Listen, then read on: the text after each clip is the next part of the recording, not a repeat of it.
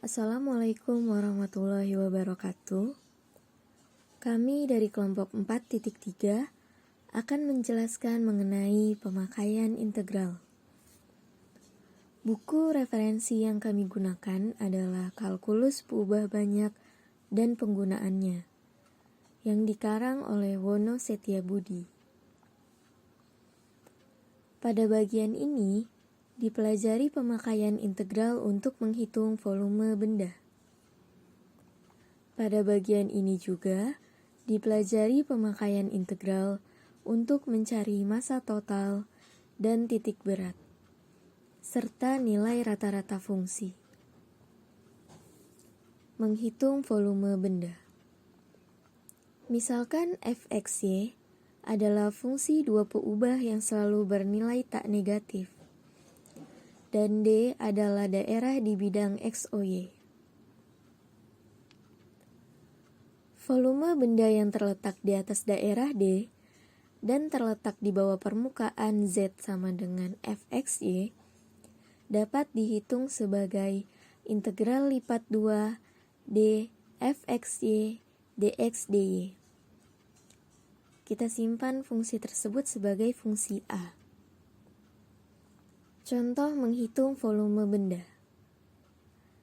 Misalkan D adalah daerah 4 persegi panjang di bidang yang terletak di 0 kurang dari sama dengan X kurang dari sama dengan 2 dan 0 kurang dari sama dengan Y kurang dari sama dengan 1. Carilah volume benda V yang terletak di atas D dan di bawah permukaan Z 1 plus XY. Solusi. Volume benda yang dicari berdasarkan fungsi A adalah integral lipat 2 D 1 plus XY dx dy, atau sama saja dengan integral batas bawah 0 dan batas atas 2, kemudian diintegralkan kembali dengan integral batas bawah 0 sampai batas atas 1 dengan fungsi 1 plus xy dy dx. Kita hitung sedemikian hingga kita dapatkan hasilnya adalah 3. Selanjutnya adalah contoh. Hitunglah volume benda berbentuk pasak yang terletak di atas bidang X, O, Y, di bawah bidang Z sama dengan X, dan terletak di dalam silinder X kuadrat plus Y kuadrat sama dengan 4. Kita jawab, alas benda ini berbentuk setengah lingkaran, berpusat di 0,0 dan berjari-jari 2, yaitu X, Y, di mana X kuadrat plus Y kuadrat kurang dari sama dengan 4, dan X lebih besar dari sama dengan 0. Nah, karena benda ini simetri terhadap bidang ZOX, maka untuk menghitung volume benda cukup menghitung setengah volume benda. Kita akan menghitung volume benda dengan daerah integrasinya adalah seperempat lingkaran. Yaitu, bisa kita lihat di PowerPoint, bahwasannya volume sama dengan 2 kali integral fungsi Z pada daerah D. Jadi, di sini menggunakan integral lipat 2, ya. Nah, asal domain D-nya adalah lingkaran yang berjari-jari 2, pusatnya di 0,0. Ditambah informasi awal X-nya lebih besar dari sama dengan 0. Artinya, domain yang kita pakai adalah setengah lingkaran yang terletak di kuadran 1 sampai kuadran 2. Kemudian, poin yang kedua itu, lingkaran tersebut kan simetris terhadap bidang ZOX. Artinya, luas yang ada di kuadran 1 dengan kuadran 2 itu sama. Pencerminan seperti pencerminan gitu. Nah, kita pakainya cukup perempat saja yang mewakili volume benda itu nanti. Oleh karenanya, integralnya di sini ada 2, karena dari setengah lingkaran yang kita pakai, karena dari setengah lingkaran itu kita hanya pakai seperempat saja untuk kita hitung. Maka kita perlu kali 2 lagi untuk menjadikan dia setengah lingkaran. Selanjutnya, fungsinya kan fungsi X. Nah, batasnya bagaimana? Jika dilihat dari penjelasan di sini, bahwasannya batasnya batas D untuk integralnya itu batasnya dx dulu, baru dy, ya kan? Berarti kalau dia dx dulu baru dy, itu adalah 0 sampai fungsi dari lingkarannya itu dalam x. Ini untuk integral yang pertama. Jadi, x kuadrat plus y kuadrat sama dengan 4. Nah, itu kita bikin dia dalam bentuk x sama dengan. Nanti kita akan mendapatkan hasilnya, dan itu adalah batasnya untuk integral yang pertama terhadap dx. Selanjutnya, terhadap dy, integralnya 0 sampai dengan 2. Kenapa 0 sampai 2? Karena kalau kita lihat lagi, kalau kita bayangkan dari gambar, maka batas bawah terhadap y itu dia 0. Dan titik tertinggi yang dihasilkan oleh y adalah 2. Karenanya batas integralnya 0 sampai 2. Dan kita dapatkan di sini hasilnya 16/3. Misalkan suatu benda V terletak di atas daerah D dan terletak di antara dua permukaan Z sama dengan P dalam kurung X, Y dan Z sama dengan Q dalam kurung X, Y dengan Q X, Y lebih besar dari sama dengan P dalam kurung X, Y untuk semua X, Y adalah elemen dari D. Volume benda V dapat dihitung sebagai volume benda di bawah permukaan Z sama dengan Q, X, Y dikurangi volume benda di bawah permukaan Z sama dengan P dalam kurung X, Y. Jadi, atau kalau kita lihat di rumus PowerPoint itu kan, jadi fungsi yang di atas itu, yang Q, X, Y itu dikurangi dengan fungsi yang ada di bawahnya, yaitu PX, Y. Nah, kan teorema ini di akhir dijelaskan bahwa ini adalah perluasan dari rumus untuk luas daerah. Jadi intinya dasarnya kita ingat-ingat dulu nih integral yang biasa. Nah, integral yang biasa itu kan berbunyi kalau misalkan kita mau menghitung luas di antara dua buah kurva, misal kurva F ada di atas dan kurva G ada di bawah F, maka luas di antara kedua kurva tersebut adalah integral dari Fx dikurang Gx. Ya kan, seperti itu. Jadi inti awal di sini adalah yang tadi fx dikurang gx gitu. Ini dasar dari teorema ini. Kemudian untuk kasus integral lipat 2 ini kan kita menggunakan integral lipat 2. Sebenarnya sama saja seperti integral yang biasa tadi. Yang membedakan hanyalah domainnya. Kalau misalkan integral biasa domainnya itu hanya x atau y saja, nah kalau integral lipat 2 domainnya berupa sebuah daerah x dan y. Tetapi hukum teorema ini tetap berlaku di integral biasa atas kurang bawah. Jadi, kalau kita mau menghitung volume benda yang terletak di antara Q dalam kurung X, Y, di bawahnya itu P dalam kurung X, Y pada daerah D, maka integral lipat 2-nya adalah integral lipat 2 di daerah D, yaitu fungsi yang di atas, yaitu Q, X, Y, atau di sini itu dia sama aja tadi kan Z ya, Z sama dengan Q, X, Y gitu. Dikurangi dengan fungsi yang ada di bawahnya, yaitu P, X, Y gitu, atau sama dengan Z yang di bawah gitu kan. Jadi dasarnya balik-balik lagi ke integral biasa satu variabel. Oleh karenanya didapatkan kan rumus akhirnya V sama dengan integral lipat 2 di daerah D, Z atas dikurang Z bawah, di mana Z atasnya tadi sama dengan Q, X, Y dan Z bawahnya sama dengan P dalam kurung X, Y dx dy. Seperti itu. Baik, selanjutnya itu adalah massa total dan titik berat. Seperti pada pendefinisian pada integral, pertama di situ kita anggap dahulu dia itu berbentuk persegi panjang. Nah, dari persegi panjang itu kita bagi 4 menjadi persegi panjang kecil yang ukurannya itu sama. Nah, setelah itu kita asumsikan bahwa rapat massa pada 4 persegi panjang yang kecil tadi itu homogen. Misalkan sama dengan rho Cij itu sama dengan Cij. Itu adalah titik di 4 persegi panjang tersebut. Jadi untuk massa 4 persegi panjang kecil adalah rho Cij itu dikali delta X delta Y dengan delta X delta Y adalah ukuran 4 persegi panjang kecil tadi. Nah, untuk massa totalnya itu adalah M sama dengan limit N mendekati T hingga dari notasi sigma I sama dengan 1 sampai N dan notasi sigma J sama dengan 1 sampai N Rho CIJ delta X delta Y sama dengan integral lipat 2D Rho XY dx dy. Nah, setelah itu momen terhadap dari sumbu Y itu bisa kita cari dengan cara yang serupa. Nah, momen 4 persegi panjang kecil terhadap sumbu Y adalah X, IJ, Rho CIJ, delta X, delta Y dengan X, IJ. Itu adalah koordinat pertama dari CIJ. Jadi, momen total terhadap sumbu Y adalah MY sama dengan lim X mendekati T hingga dari notasi sigma I sama dengan 1 sampai N dan notasi sigma J sama dengan 1 sampai N.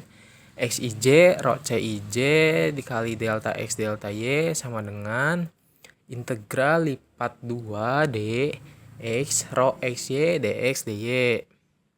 Nah, oleh karena itu koordinat yang pertama dari pusat massa tadi itu adalah rumusnya itu adalah X bar sama dengan integral lipat 2 dx Rho XY dx dy per integral lipat 2 D Rho XY dx dy sama dengan MY per M. Nah, untuk koordinat kedua itu bisa kita cari dengan cara yang sama, yaitu Y bar sama dengan integral lipat 2D Y Rho XY dx dy per integral lipat 2D Rho XY dx dy sama dengan mx per m. Nah, di sini ada contoh suatu lempengan tipis berbentuk segitiga yang dibatasi oleh garis X-nya sama dengan 1, Y sama dengan 2X, dan sumbu X mempunyai rapat massa Rho XY sama dengan 6X plus 6. Nah, di sini kita diminta carilah massa lempengan dan koordinat pusat massa dari lempengan. Nah, massa total lempengan adalah kemudian kita menggunakan rumus yang tadi.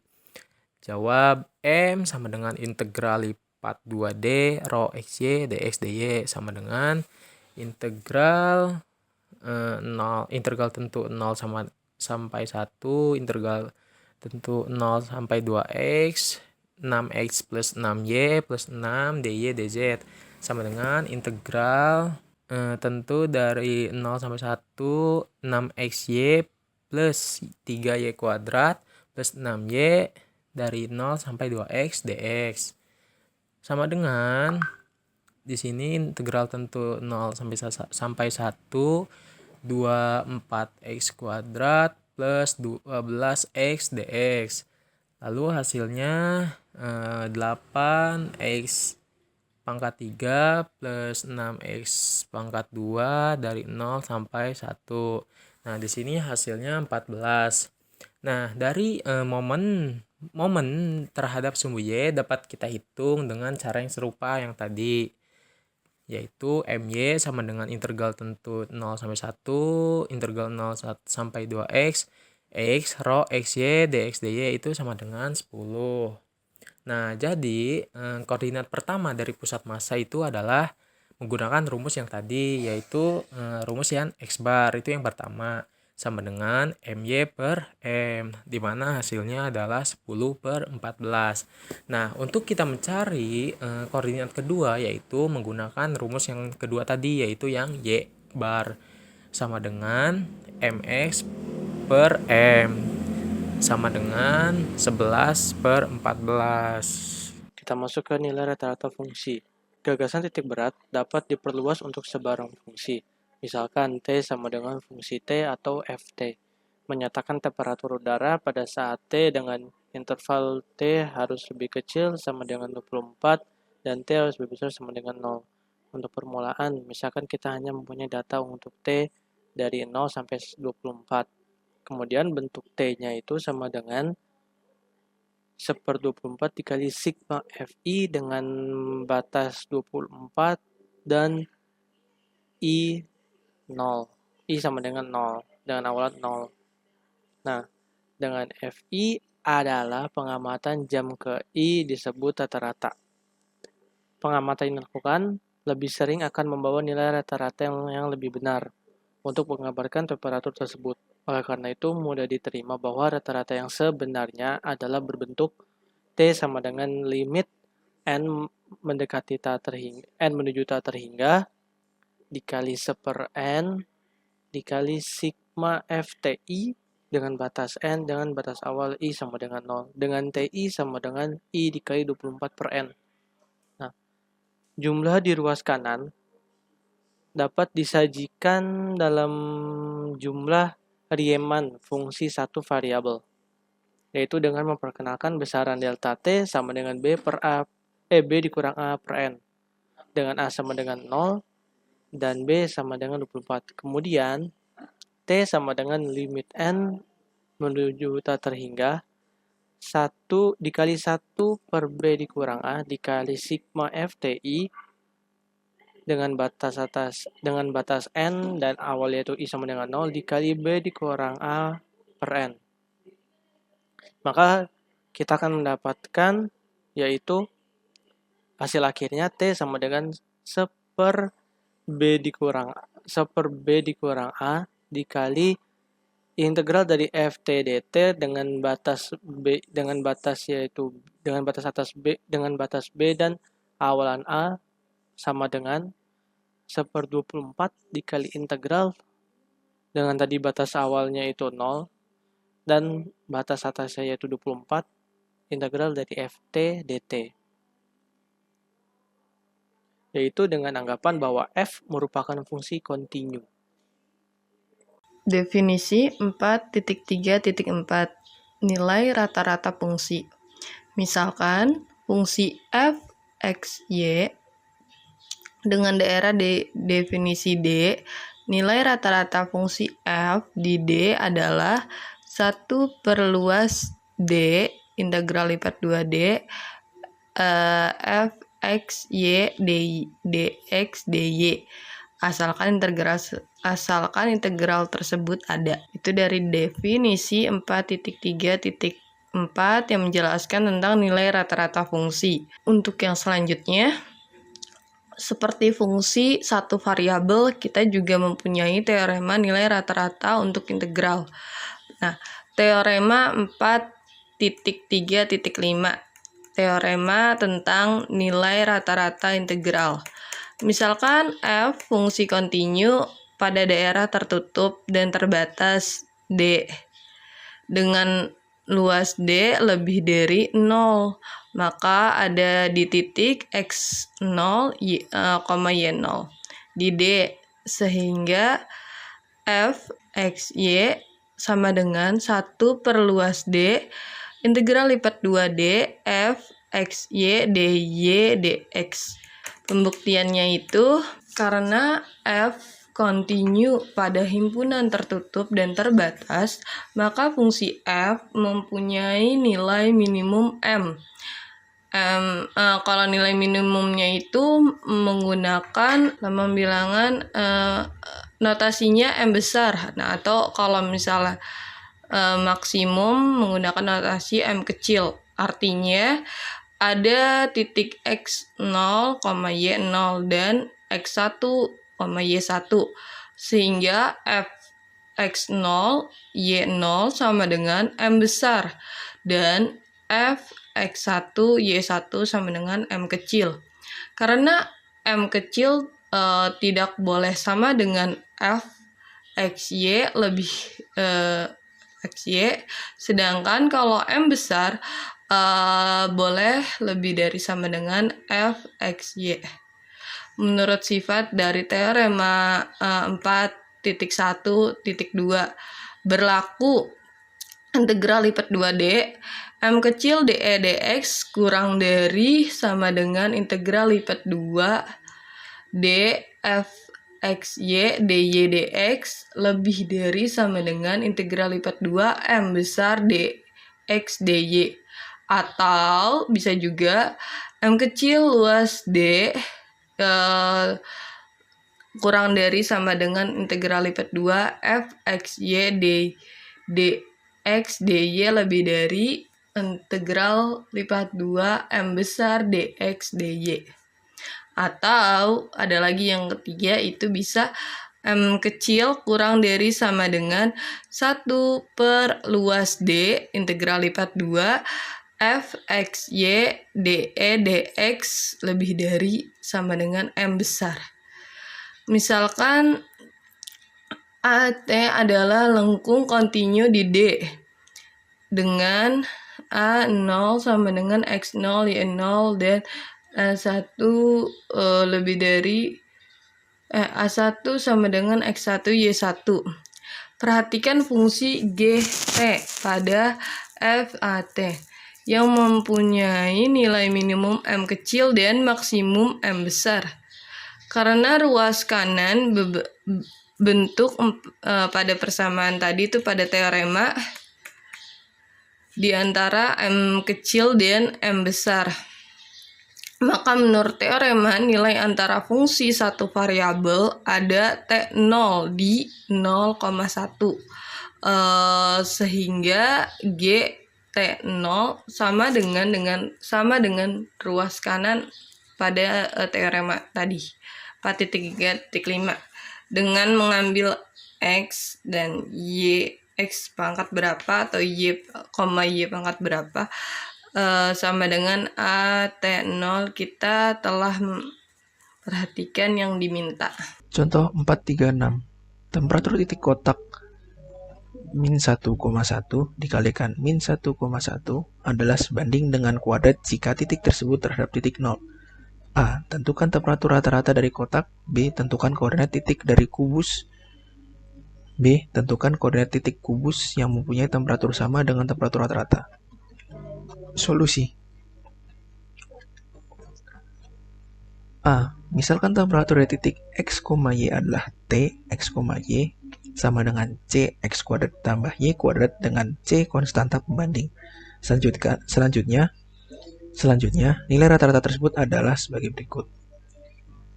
Dengan 4 adalah luas kotak, kita dapat saja langsung menghitung integral ini, tetapi kita dapat melakukannya dengan lebih baik. Integral adalah jumlah dari X kuadrat dan Y kuadrat terhadap daerah yang simetris terhadap X, Y. Jadi kita cukup menghitung integral seperti berikut.